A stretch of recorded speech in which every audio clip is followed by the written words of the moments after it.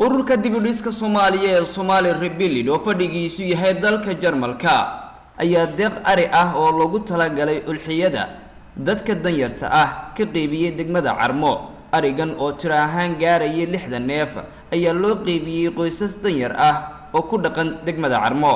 ugu horreyn waxaa goobta ka hadlay gudoomiyaha ururka dib u dhiska ee Soomaaliya Xasan Maxamuud Faraqle ayaa faahfaahin ka bixiyay ujeedka arigan ay u soo gaarsiiyeen walaalahooda danyarta ah. farxad weyn ayay noo tahay haddaanu nahay ururka dib u dhiska Soomaaliya in aanu sii wadno shaqooyinkii sunniga ahaa ee aanu ka qaban jirnay dalka Soomaaliya. waxaanu maanta u taaganahay magaalada Carmo in aanu ka qaybino udxiyadii waajibka sunnaha ahayd ee ururku inta badan uu ka filin jiray dalka Soomaaliya. waxaanu joognaa magaalada Carmo waxaanu Ilaahay uga mahad celinaynaa in aanu soo gaarsiinay magaalada Carmo ari isugu jira ari 60 neef ah oo aan ugu talagalnay dadka aan awoodi karin in ay maalinta Ciidul Adxada ah ay hilib qalaan. arigani waxa uu ka yimi ururka dib u dhiska Soomaaliya oo ugu talagalay dadka walaalaha ee Soomaaliyeed ee kala duwan ee ku sugan dalka Soomaaliya hadba meesha uu isdhaho waa ay u baahan tahay inuu geeyo. waxaanu aad iyo aad uga mahad celinaynaa dhammaan maamulka degmada, dhalinyarada iyo odayaasha dhaqameedka ee barnaamijkan gacanta ku lahaayoo nala fudeeyay. waxaanu markaa wakiil ahaan aan ballan qaadayaa arigii in uu soo gaaray magaalada Carmo isla markaasna ay naga gudoomeen shacabkii iyo dadkii u baahnaa arigan. waxaanu rajaynaynaa insha Allah Ilaahay in uu miisaankooda xasanaadka aakhiro ugu daro dadkii soo dhiibtay xoolahan oo uu ugu talagaleen inay nooleeyaan sunnihii Nabi Ibraahim calayhi salaatu wasalaam. sida aad nooga gudoonteedna aad baa ugu mahadsantihiin.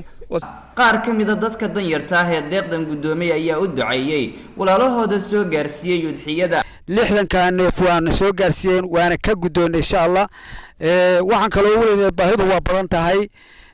waxaan ka codsanaynaa walaalayaha muslimiinta sida wanaagsan maaragtay ulxiyada ugu soo talagalay inay maaragtay sunnihii Nabi Ibraahim ku gutaan.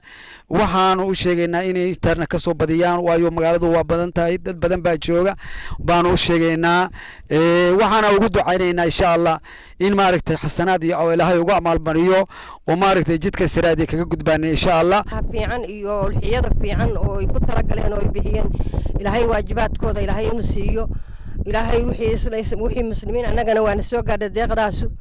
waxa weeye haddana soo gaadhana waa si fiican oo sharaf leh loo qaybiyay. alxamdulillah rabbil caalamiin. ugu dambeyntiina gudoomiyaha degmada Carmo Engineer Maxamed Cali Shire ayaa u mahad celiyay ururka dib u dhiska ee Soomaaliya. waxaana uu gudoomiyuhu ku amaanay sida ay isugu xilqaameen in ay u gargaaraan dadka danyarta ah. marka hore ciid wanaagsan.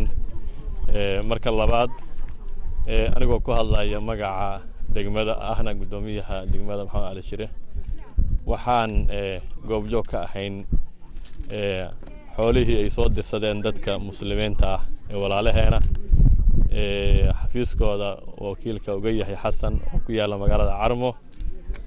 udxiyadii iyo xoolihii gowraca ay soo dirsadeen in ay soo gaareen magaalada Carmo lana gowracay sidii loogu talagalayna uu u fulay ayaanu ka gudoonay goobjoogna aanu ka ahayn. aad iyo aad baan ugu mahad celinayaa dadka muslimiinta walaalaheena oo udxiyadan soo dirsaday. Ilaahay ha ka ajarsiiyo miisaankooda xasanaadka ugu daro ayaan leenahay.